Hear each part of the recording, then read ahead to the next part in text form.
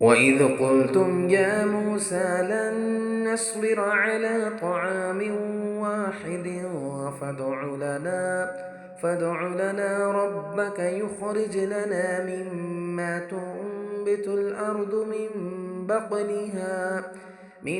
بَقْلِهَا وَقِثَّائِهَا وَفُومِهَا وَعَدَسِهَا وَبَصَلِهَا قَالَ أَتَسْتَبْدِلُونَ الَّذِي هُوَ أَدْنَىٰ بِالَّذِي هُوَ خَيْرٌ اهْبِطُوا مِصْرًا فَإِنَّ لَكُم مَّا سَأَلْتُمْ وَضُرِبَتْ عَلَيْهِمُ الذِّلَّةُ وَالْمَسْكَنَةُ وَبَاءُوا بِغَضَبٍ مِّنَ اللَّهِ ذَٰلِكَ بِأَنَّهُمْ كَانُوا يَكْفُرُونَ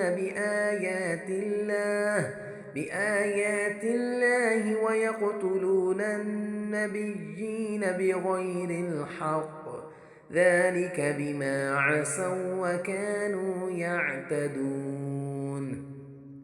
یاد کرو جب تم نے کہا تھا کہ اے موسیٰ ہم ایک ہی طرح کے کھانے پر صبر نہیں کر سکتے، اپنے رب سے دعا کرو کہ ہمارے لیے زمین کی پیداوار ساگ، ترکاری، کھیرا، ککڑی، گیہوں، لہسن، پیاز، دال وغیرہ پیدا کرے۔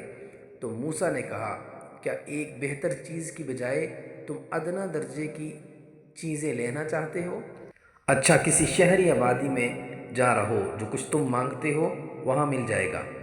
آخر کار نوبت یہاں تک پہنچی کہ ذلت و خواری اور پستی و بدحالی ان پر مسلط ہو گئی اور وہ اللہ کے غضب میں گر گئے۔ یہ نتیجہ تھا اس کا کہ وہ اللہ کی آیات سے کفر کرنے لگے اور پیغمبروں کو ناحق قتل کرنے لگے۔ یہ نتیجہ تھا ان کی نافرمانیوں کا اور اس بات کا کہ وہ حدود شرع سے نکل جاتے تھے۔